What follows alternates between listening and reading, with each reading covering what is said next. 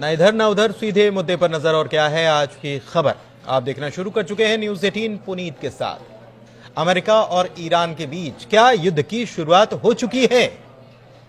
क्योंकि पहले तो ये कहा जा रहा था कि हम बम्बर्स आएंगे, हमने तैयारी कर ली है, सारी बातें हो रही थी। लेकिन अब जो खबर निकलकर सामने आई है उससे ऐसा लगता है कि इस मामले में, युद्ध के मामले में पहल ईरान की तरफ से हो गई है।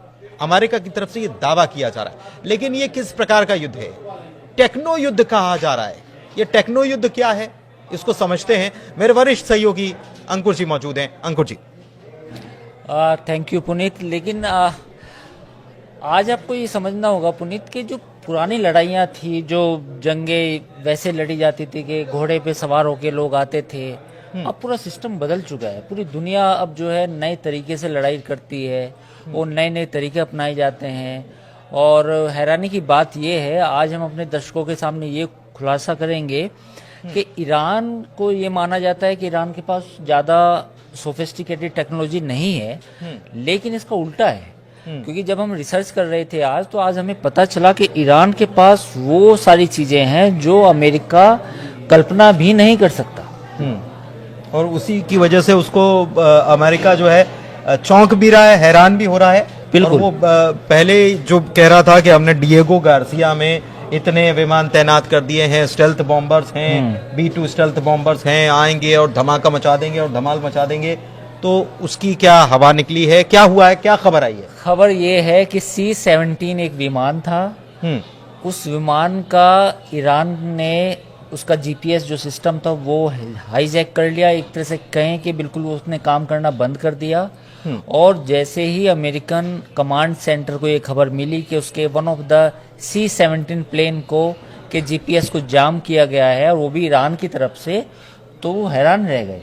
उनको लगा कि ईरान भी ऐसा कर सकता है क्या? क्योंकि अगर ईरान के पास ये टेक्नोलॉजी मौजूद है, तो जो स्टील्थ फाइटर हैं, जो B-2 बॉम्बर हैं अमेरिका के, या F-35 है, जिनको लेके अमेरिका इतना मुतमईन है कि वे बहुत शानदार एयरक्राफ्ट हैं, दुनिया के फाइटर प्लेन हैं, तो उनका GPS सिस्टम भी हैक कर सकता है। तो ईरान ने बेसिकली जो फारस की खाड़ी है वहाँ, प्लस जो अपना परमाणु संयंत्र हैं, जो वहाँ पे एटॉमिक रिएक्टर्स हैं, उनके आसपास GPS ट्रैकर मशीनें लगाई हैं, जो एक बेसिकली पूरा सिस्टम होता है जो विदेशी विमान के GPS को डिटेक्ट करता है, साथ ही उन विमानों के GPS को हैक कर लेता है, या कंफ्यूज कर देगा, जैम कर देगा बेसिकली, मतलब काम नहीं करेगा। ये टेक्नोलॉजी आई कहाँ से? क्या ईरान ने खुद ने इसको डेवलप किया है, किसी मित्र देश ने इसको साथ में दिया है, या किसी के साथ मिलकर इन्होंने काम किया है? क्या टेक्नोलॉजी है ये, थोड़ा सा इसके बारे में समझना चाहिए। बेसिकली जो इनिशियल रिपोर्ट्स हैं उनके हिसाब से कि ये खुद उन्होंने डेवलप किए हैं। और अभी तक तो GPS की बात हो रही है कि GPS सिस्टम उन्होंने ऐसा डेवलप कर लिया। एक मैं आपको इंसिडेंट बताऊंगा कि जो ईरान ने क्लेम किया था और जो काफ़ी मतलब चर्चा में भी आया था। ये बात है दिसंबर 2011 की। दिसंबर 2011 में यूएस का एक US RQ-170 ड्रोन, ये बेसिकली ड्रोन का नाम है, US RQ-170। ये ड्रोन ईरान की जो एयर स्पेस है उसमें आता है। उसमें आने के बाद जो ईरान का जो अपना सिस्टम है, उसके हिसाब से वो उसको पहले गलत GPS सिग्नल फीड करना शुरू करता है, क्योंकि वो ईरान की टेरिटरी में है। तो ईरान का जो पूरा सिस्टम है वो उसको गलत GPS देता है, और वो GPS को वो डिटेक्ट कर लेता है अमेरिका का ड्रोन, और फिर ईरान उसको अपनी धरती पर उतार लेता है। हाँ।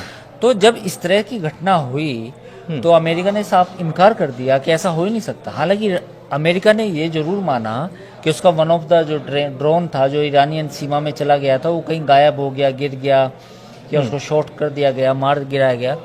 लेकिन अमेरिका ने ये स्वीकार नहीं किया कि उसके ईरान ने अपने GPS सिस्टम के थ्रू उस ड्रोन को अपनी सीमा में उतार लिया। तो ये जो बात थी ये अमेरिका ने स्वीकार नहीं की। तो लेकिन ये 2011 की बात है और आज 2025 चल रहा है, तो आप सोच सकते हैं 14 साल में ईरान ने ऐसा कुछ और चीजें भी डेवलप की होगी। एक ऐसी मैं इंसिडेंट और आपको बताता हूँ। ये है जुलाई 2019 की। जुलाई 2019 में RQ-4 global hoc surveillance drone था, ये भी ईरान की सीमा में आया। इस ड्रोन को भी ईरान ने गलत जीपीएस फीड करके, जैसा ईरान दावा करता है, उसको भी अपनी सीमा में उसको पहले उतारा और फिर उसको डिस्ट्रॉय कर दिया। तो ये इंसिडेंट कुछ हो चुकी है। अब सवाल उठता है ये कि जो स्टील्थ फाइटर है, यानी कि जो अमेरिका कहता है कि हम रडार पे भी नहीं आएंगे, कहीं दिखाई नहीं देंगे, तो क्या वो एग्जिस्ट करते हैं कि ईरान कुछ कर पाएगा? अब ईरान का दावा क्या है इसमें? ईरान का दावा ये है कि उसके पास जो रडार की जो जैमिंग टेक्नोलॉजी है वो मौजूद है, जो ईरान कहता है, और बेसिकली एक काउंटर तकनीक है। और उन्होंने कहा है कि इस सिस्टम का नाम जो है ईरान ने जो दिया उसका नाम है नस्र और फतेह 360।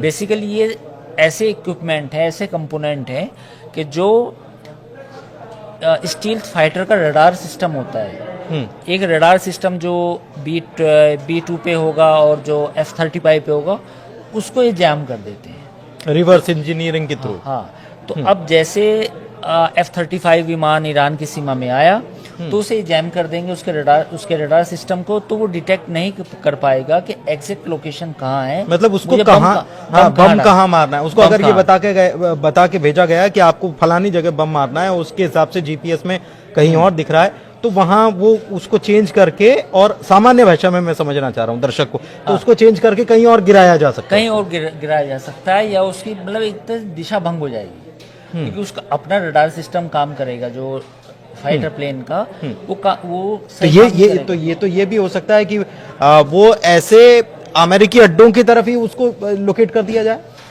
हो सकता है, और ये भी हो सकता है कि रेगिस्तान में बहुत बड़ा इलाका, ईरान ना बेसिकली बिल्कुल वैसा कंट्री है, डेंसली पॉपुलेटेड नहीं है, मतलब खुला खुला, कई शहर एक शहर दूसरे शहर के बीच में काफी दूरी है, सैकड़ों हजारों किलोमीटर की, तो वो ऐसी जगह भी गिर सकता है जहाँ पे कोई इंसान ना रहते हो, या उसके जो परमाणु संयंत्र हैं, जो ये तो जो टारगेटेड मिसाइल्स होती हैं, ये तो उसके साथ भी किया जा सकता है। बिल्कुल किया जा सकता है, क्योंकि वो भी एक, उनके अंदर भी जीपीएस डेटा होता है। देखो, ये बात तो समझनी पड़ेगी कि हर चीज जीपीएस से ही गाइडेड होती है। उनको बताया जाता है कि ये लोकेशन है, उनकी मेमोरी में वो चीज़ें फिट की जाती हैं, और फिर वो मिसाइल हो या कोई प्लेन हो, ऐसे ही काम करता है।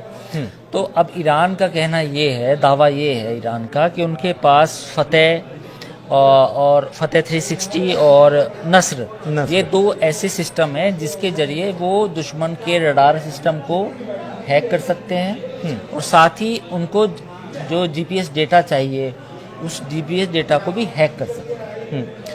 तो जीपीएस डेटा को भी हैक किया जा सकता है, और ये IRGC ने और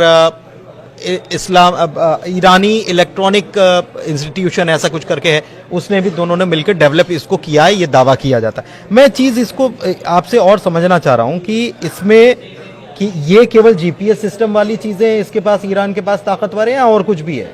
देखिए, एक ईरान में एक साइबर आर्मी करके उन्होंने एक यूनिट है, बेकायदा ईरानियन आर्मी का पूरा यूनिट है जिसको साइबर आर्मी बोलते हैं। तो उन्होंने पिछले 10 सालों में इन चीज़ों पे काम किया है। एक ऐसे ही उनका सिस्टम है फतेह 110 और खैबर सेखान, ये दो चीजें, दो उनके नए और सिस्टम है। ये सिस्टम जो यूएस का क्रूज मिसाइल का सिस्टम है, यानी कि यूएस की तरफ से कोई क्रूज की मिसाइल दागी गई तो वो अपनी डायरेक्शन भटक सकती है, क्योंकि ये जो सिस्टम है ये एज ए काउंटर जीपीएस काम करेगा। तो उस क्रूज मिसाइल के अंदर जो सिस्टम फीड करे, जो सिस्टम होगा, जो काम कर रहा होगा, उसका ध्यान भटका सकता है। तो ये इस सिस्टम का नाम है फतेह 110 और खैबर सेखॉन। तो ये दो इनके एक तरह से काउंटर क्रूज मिसाइल सिस्टम। तो ईरान ने पिछले 10 सालों में बहुत सारी चीज़ें की हैं, जैसे ऑब्वियसली वो परमाणु बम बनाना चाहता है। दूसरी जो इलेक्ट्रॉनिक वारफेयर सिस्टम है, एआई का भी वो यूज़ कर रहे हैं, जैसी कुछ इनिशियल रिपोर्ट्स बताती हैं कि ईरान एआई का यूज़ भी कर रहा है, ताकि आने वाले समय में जब कभी लड़ाई की स्थिति आए या जंग की हालत आए तो उसमें उस एआई का यूज़ करके भी अपने आप को बचाया जा सके। अब जैसे उनके कुछ डोमेस्टिक रडार सिस्टम है, उनमें उनका नाम बता सकता हूँ। एक है गादिर, एक है कास्ता, एक है कावोस। ये 3 रडार सिस्टम है ईरान के, जो बेसिकली स्टील्थ फाइटर होते हैं और जो ड्रोन्स होते हैं लंबी दूरी के, उनको डिटेक्ट करते हैं। तो आमतौर पे ये माना जाता है कि स्टील्थ फाइटर्स तो आएंगे नहीं वो हाँ, रडार लेकिन ईरान दावा करता है कि उसके पास जो ये गादेर, कास्ता और कवोश जो 3 डिफेंस सिस्टम है, रडार सिस्टम है basically, they can detect stealth fighter also. ये it's as it is claim by the Iran. हाँ। तो आपने समझा कि ईरान ने बहुत कुछ कर लिया है, लेकिन शायद वो दुनिया के सामने हम ये कहें कि आ नहीं पाया या आने नहीं दिया गया, और अमेरिका इस भ्रम में खुद भी है और दुनिया को भी रखना चाहता है कि वो सुपर पावर है, और बाकी उससे टक्कर लेने वाले जो हैं वो मतलब पानी कम चाहें। नहीं है ये बात भी हो सकती है, लेकिन पिछले ये बात तो सच है कि पिछले 10-15 सालों में, या यूँ कहें कि पिछले 20-25 सालों में ईरान का पूरा फोकस अपनी मिलिट्री पे रहा है। ईरान ने अपना देखिए न्यूक्लियर पावर का जो प्लांट्स हैं 2-3 बनाए, 3 प्लांट्स हैं उनके पास, वो बनाए। पिछले कुछ दिनों में उन्होंने जिस तरीके से, जैसा हमने अभी बात की, इलेक्ट्रॉनिक सर्विलेंस पे काम किया, रडार सिस्टम पे काम किया, और उसके पास S-400 की बात भी हो रही थी कि ईरान के पास S-400 भी है। हालांकि वो उतनी मात्रा में नहीं है जो उसने रशिया से परचेज किए हैं जितने होने चाहिए। तो अमेरिका के पास थार्ड है या इजराइल के पास थार्ड है, तो इनके पास S-400 है, जो बेसिकली जो दुश्मन की जो मिसाइलों को बीच में ही नष्ट कर सकता है। तो ऐसा नहीं है, ईरान ने पिछले 20-25 सालों में अपनी जो मिलिट्री है उस पर काफ़ी इन्वेस्टमेंट किया है, और या यूँ कहें कि जो तेल से जो इनकम हुई थी ईरान को, उसका काफ़ी अच्छा उसमें हिस्सा मिलिट्री पे खर्च किया है। तो जब आप किसी भी चीज़ पे खर्च करते हैं, जाहिर है उसके रिजल्ट आएंगे। तो उसके रिजल्ट ये है कि ईरान की जो आर्मी है और जो रेवोल्यूशनरी गार्ड है, कुछ कुछ सेक्टर्स में उन्होंने काफ़ी अच्छा किया है, मतलब they are up to the international level. तो अगर कल जंग की हालत होती है या मतलब अमेरिका के साथ किस तरह की लड़ाई होती है, तो ईरान के पास अपने आप को डिफेंड करने के लिए चीज़ें मौजूद होंगी। एक चीज़ और बताएं कि फारस की खाड़ी जहां पर ये तैनाती की गई है और ये जीपीएस को ट्रैक करना या उसमें बदलाव करना जो है वो होर्मुज़ आइलैंड की जहां तक बात होती है, तो वहां से 20% तेल सप्लाई होता है। तो इससे आप समझ सकते हैं कि कितना महत्वपूर्ण इलाका है। मैं एक चीज़ और आपसे समझना चाह रहा हूं कि यमन में लगातार हूतीस पर अटैक कर रहा है अमेरिका, हथियार भी उसके खाली हो रहे हैं, जाहिर तौर पर काफ़ी महंगा साबित हो रहा है। एक खबर ये भी आई कि ट्रंप इसको लेकर भी परेशान है कि बहुत महंगा पड़ रहा है ये। बिल्कुल। और ये अगर महंगा पड़ रहा है, और ईरान ने अभी खामोशी इस मामले में अख्तियार करके रखी है, और ये भी कहा है कि हमारे पास तो मिसाइलों का पूरा भंडार है, 1 लाख से ज़्यादा मिसाइलें हैं। सवाल ये भी है, आज मैं कहीं रिपोर्ट्स पढ़ रहा था पुनीत, कि अमेरिका तो ग्राउंड इन्वेजन की तरफ भी सोच रहा है कि हुतीज से अब एयर अटैक्स उतने प्रभावी नहीं रहे हैं। आप देखिए अमेरिका ने कितने बॉम्ब डाले हैं, कितनी बॉम्बिंग की, और उससे 4-6 महीने पहले तो इजराइल हुती पे बॉम्बिंग कर चुका है। लेकिन बावजूद इसके हुतीज का जो मतलब अटैक है वो कम होने के नाम नहीं ले रहे हैं। तो ऐसी हालत में अमेरिका इस चीज़ को भी सोच रहा है कि ग्राउंड इन्वेजन किया जाए। तो लेकिन अब देखना होगा कि क्या वो कर पाता, क्योंकि इतना आसान भी नहीं है। लेकिन महंगा तो पड़ रहा है, महंगा तो ऑब्वियसली पड़ रहा है। दूसरी बात, इतनी बड़ी टेरिटरी है, मतलब आसपास चारों तरफ जो कंट्रीज हैं उसमें 2-3 चीज़ें हैं। जैसे मैं सऊदी अरब की अगर बात करूं कि सऊदी अरब का तो सपोर्ट मिलेगा हुतीज को कंट्रोल करने के लिए, लेकिन पास में फिर ईरान भी है। हुतीज पे अगर आप ग्राउंड इन्वेजन करते हैं तो फिर ईरान भी रिएक्ट कर सकता है। दूसरा कतर, ओमान, ये कंट्रीज भी हैं, ये नहीं चाहेंगे कि एक मिस्र हुआ, गल्फ में एक नया कोई लड़ाई छिड़ जाए, जैसे इराक में ऑलरेडी हुई थी लड़ाई।